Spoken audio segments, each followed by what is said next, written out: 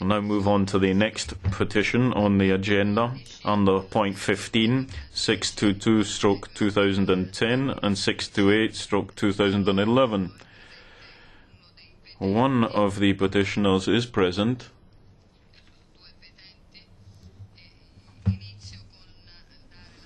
So I'll begin by handing the floor to Mr. Gabriel Voiculescu.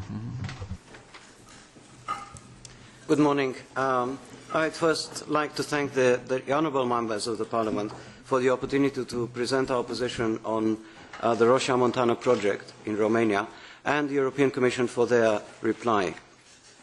As a scientist, I am representing today a very diverse academic society whose members are based both in Romania and abroad, and who work in fields ranging from archaeology to mathematics and philosophy to hard experimental sciences. Between scientists, a consensus is actually harder to reach than in politics, I believe, but the consensus we did find in response to the Commission's position.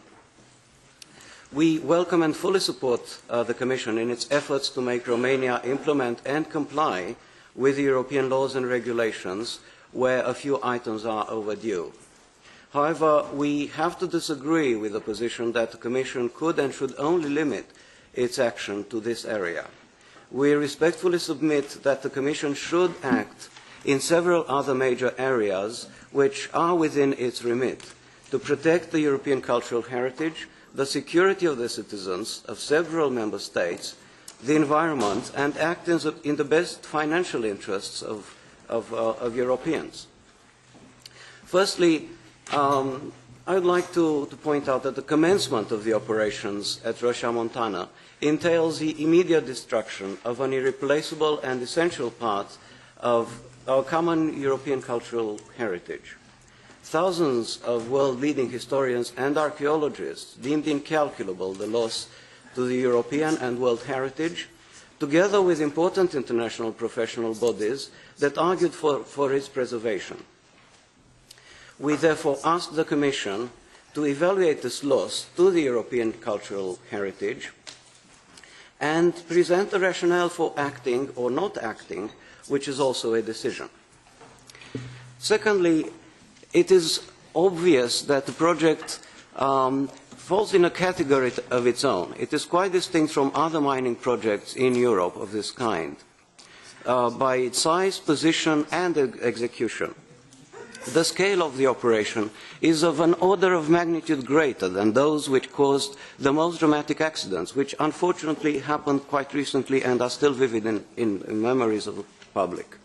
The volume of acidic toxic residual waters is about 300 times larger than that which leaked in Somerville, Colorado in the early 90s, and that was the largest accident in US mining history. The dam holding the tailing pond will not be 10 meters high as the one which broke in Baia Mare in 2000, which soured the relations between Romania and Hungary for a few years. 10 meters high was the dam in Kolontar, which broke exactly 1 year ago, day for day, and we all remember the tragic causes to human lives and the environment. The dam in Rosia Montana will be 185 meters high. It's actually twice as tall as this building, I believe. Also, Rosia Montana is in a densely populated area and a rich hydrographic basin connected to the Tisa and the Danube, and also in an important and quite sensitive ecological location.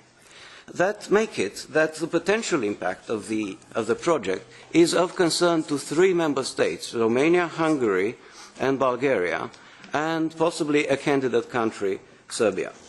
We therefore ask the Commission to request an independent, accurate and fair assessment of the risks posed by this project, which we could not find, despite our collective researches. We would also like to ask the Commission to request adequate contingency plans and verify their appropriate implementation. Lastly, the emergency deposit offered by the private Canadian operator amounts to 135 million euros. This figure is almost identical in nominal terms to the cost incurred by the public following the much smaller operation in Summitville, Colorado 20 years ago, and in Baia 11 years ago.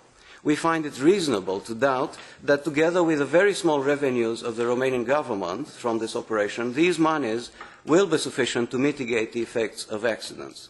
We therefore ask the Commission to audit independently the costs associated with each possible accident and present European citizens with the calculations indicating whether the costs will be met by the public or not.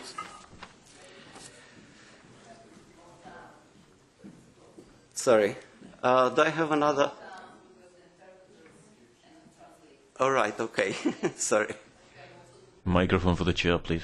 Just as a general point, we would like to ask the European Commission to work closely together with the honourable members of the Parliament and engage in a wide and open debate of these general issues posed here, with the public, the civil society and the learned societies.